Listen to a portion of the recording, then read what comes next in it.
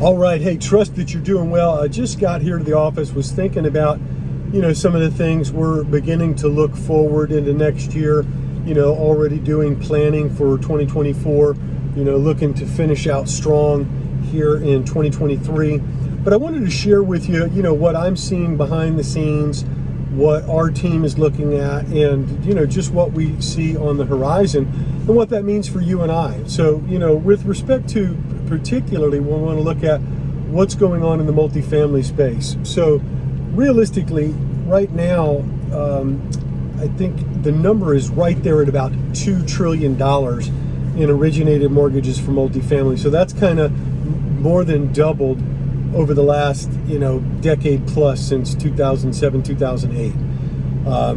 And right now there's just under $1 billion, about 980 million, that's going to be coming due over the next, call it 4 years, 23 through 27. So what we've seen, and again, like I've spoken with numerous people and numerous operators, people, a lot of times, in purchasing a multifamily property, they're using bank or bridge debt that has a variable rate loan. It may have a 3-year maturity. A lot of times when we use that debt, we have a built-in extensions provisions in the loan that can take it out to 5 years.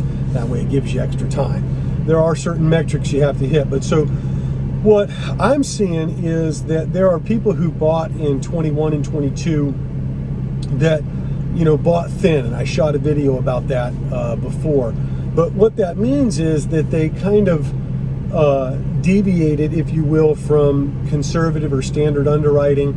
They assumed rent growth that was going to continue. They assumed flat or stable interest rates.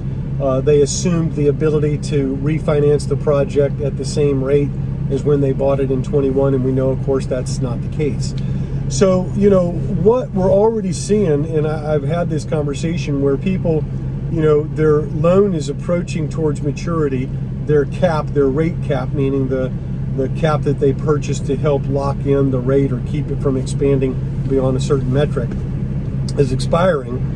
And then the lender is saying, hey, I want you to buy another cap. And depending on the price of the property and, those metrics, that range could be from, $500,000 to $7 million. I'm talking with a guy and his portfolio. So, that's a pretty steep number for people. And then the other thing is that some of the lenders are already having conversations with people saying, look, your loan's coming due. In order to give you an extension, we want you to pay down $3 million. Let's say on a $13 million loan, they feel as though they don't have enough coverage there because maybe the business plan wasn't executed well enough, or they're not getting the rents that were originally underwritten to. And so they say, we want you to pay down $3 million and we'll extend the loan for $10 million. So these become very difficult things for those folks to do because, they have to access additional capital, and that's not always an easy equation depending on the performance of the project. And so, right now, this past 6 months, call-ish, a lot of people have been trying to work with the lender, get things kind of nailed down. But what's going to happen is they're going to have to come to terms with that. And what I mean by that is their real option is going to be to sell. So, they could sell the property, bring in new capital to recapitalize it, or refinance and bring in new capital.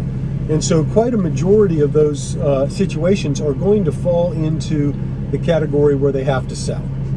Now, deals that we've already seen that have, actually gone into foreclosure, they've traded at about a 25% discount off of top price. So right now, and again, we've sold 4 this year. We have 2 more that are under contract. And what I've seen is that's about a 12 to 15% price off from the peak. Now, again, we're still making great money because of the strategic, disciplined approach to our buying.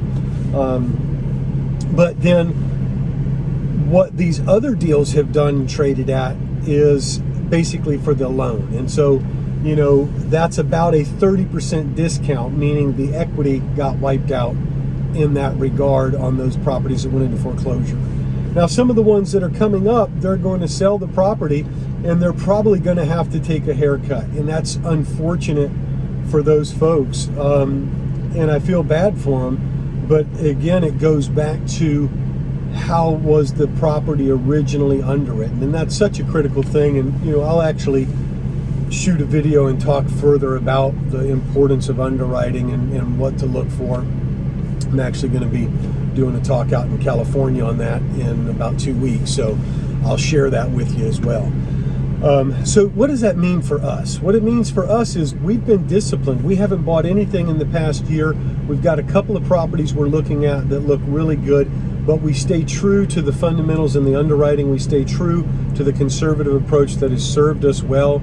And so now we're looking at and looking ahead that, yeah, that's going to happen, but that's going to create opportunity for us. The other element is the thing behind multifamily is you still got lenders, specifically Fannie Mae and Freddie Mac, that are going to continue to lend. They have a government mandate to lend, so that continues to provide credit liquidity, even if credit markets dry up in an economic downturn.